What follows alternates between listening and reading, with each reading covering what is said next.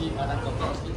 Tak apalah, kecil tapi you tengok motor semua macam mana. Ini belum ubah di sana. Oh, sini nanti nak bawa sana. Senang ini tayar. Tengok dia airbrush guys. So Harley Davidson. So owner kata motor ni boleh bawa 120 km sejam ya.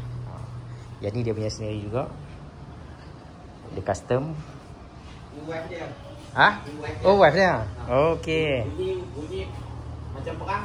Betul ya? Tadi dia start ah? Ni. Betul ya? Boleh dengar? Boleh. Oh, nak start minta bos dia, owner sendiri start kan. Okay guys, so kat sini semua memang exhaust. Semua banyak untuk Harley lah.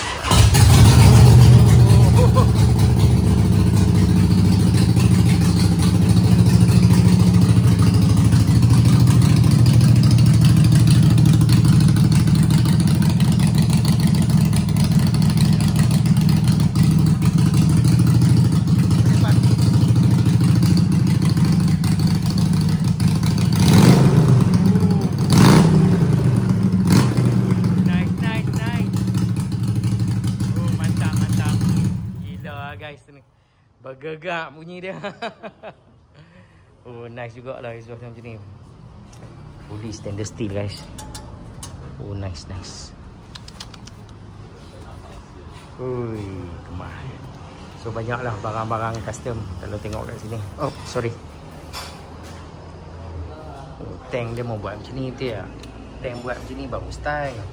Habis ni tank dia buat macam ni. Rev tu je. Nampak macam usang tau. Oh, style. So banyaklah barang-barang tapi dia lebih kepada Harley ya. Dia Harley, dia spesialis Harley. So mana geng-geng Harley boleh ke macam bubuk. Dia punya tokek Tokek dia tadi dia custom kat sini guys. So nice lah. Nice.